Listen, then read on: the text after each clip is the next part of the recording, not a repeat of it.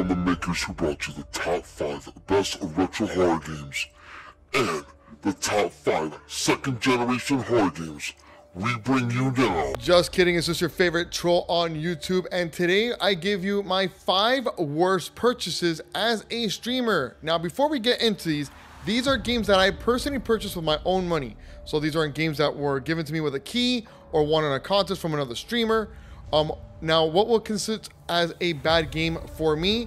It would have to be a game with a bad story, a game that has dragged, didn't give me any happiness to create content, or the devs honestly didn't know what they were doing and it just kind of fizzled out and died for me. Now, of course, there's always a top 5, but what about the honorable mentions? I'm going to give you guys 2 honorable mentions of games that I played that were kind of bad choices for me, and here we go.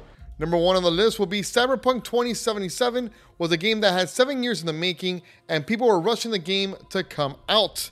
In turn, the game did get rushed, and the developers gave us all a janky game where at times was unplayable.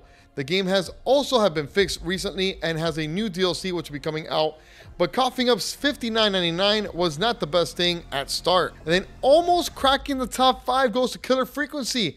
Now wait, before you come at for my head, I feel this game is good if you have a chat interact with you throughout the game. I was fortunate enough to have chat tell me what to do and get into the game with me, making it a little bit more interesting, but I do feel this game played alone would not be as great content. And for $19.99, it was a bad choice. Number 5 on the list goes to Valheim. As fallen Vikings, players must craft tools, build shelters, and fight enemies to survive. The game uses distinctive low-resolution, styled 3D graphics with a combat system inspired by action games. This was one of the games I got early on in my streaming journey as I wanted something else to play from DBD.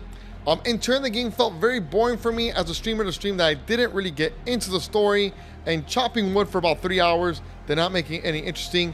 The price that I lost was $19.99. Number 4 goes to Evil Dead, the game 2022 asymmetrical survival horror game developed by Saber Interactive and published by Boss Team Games. It is based on the Evil Dead franchise. The game features Bruce Campbell as Ash Williams along with most of the original cast reprising their roles. The game was one that will bring balance to the Force and give a run to Dead by Daylight. You were the chosen one! Well, it didn't after any new content did not come out, load times were too long, and player base ended up going back to Dead by Daylight on fresh content. Evil Dead is pretty much dead in the water.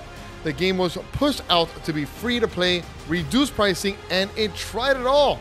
But the fans weren't around.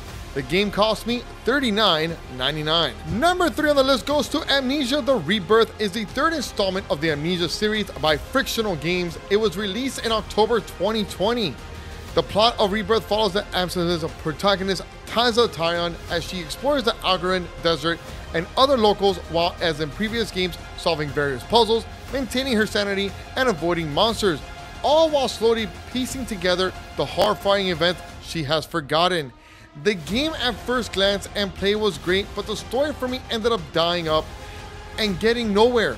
As a gamer, for me, graphics don't mean much if the game has an amazing story. Have a terrible story or loses me in translation throughout the game and you'll be shelved like the rest of the games out there. The price I paid for this was $29.99. Number 2, who are you gonna call? Someone to play Ghostbusters Spirits Unleashed, because the fan base was ready for a solid Ghostbuster game with some of the original cast helping you throughout the story, but got stuck in bot lobbies. Over bot lobbies. The game fell off very quickly with no much excitement. I will say the game did have lots of cool things, like create your own Ghostbuster, upgrade your gear, and looks and different items to use. But the player base was so dead that it got pushed over to the side. Now the developers keep on releasing new material, like a new map and ghost type, but it is too late. It seems like for me, Ghostbusters is pretty much dead in the water. Price I paid? $39.99. Rogue Leader copy, I'm going in as number 1 on the list as the worst games I have purchased as a streamer with Star Wars Squadrons. Set after the Return of the Jedi, the campaign alternates between the New Republic's Vanguard Squadron and the Galactic Empire's Titan Squadron, both of which become involved with the Republic's Project Starheart. Vanguard Squadron wants to ensure its completion, while Titan Squadron attempts to destroy it. This game had so much potential as a standalone Star Wars space battle game. I mean, just as much potential as the Rogue Squadron movie. The game was, on release, has so many bugs, queue time issues, game wouldn't load, and much more. To the point that the fan base was so frustrated, people started to drop off the game. What made it worse is the game was placed on Game Pass with EA Studios for free. Epic Games Store gave it away for free as well, and the price I paid for this was $39.99. So there you have it, my top 5 games, worst purchases as a streamer. I have to admit, I would love to go back to some of these games, but man, they're pretty much dead in the water. Ghostbusters came out with new content. I would love to try playing that again. Rogue Squadrons, I love Star Wars so much. I've been loving Starfield now because of the space battles as well. But I can't. I don't know if I can get back into it. Maybe I'll give it another go and see what happens. But let me know what your guys' top games are that you have purchased that you go to yourself, why? Why did I purchase these games? Let me know in the comments below. As always, like and subscribe. We got a lot of crazy videos coming out, especially a game that you guys want to play, which is Seaman from the Dreamcast. We'll be playing that very shortly and making a video on that. But I do want to thank you guys for everything you guys have done. Make sure to check out this video that's popping up right here as well. I'll be streaming every Tuesday, Thursday, and of course, one day on the weekends, playing some Texas Chainsaw Massacre and of course, Starfield as well. But I'm your favorite troll on YouTube, Mr. Angry Troll. Peace out, Galactic Avengers, and everyone out there.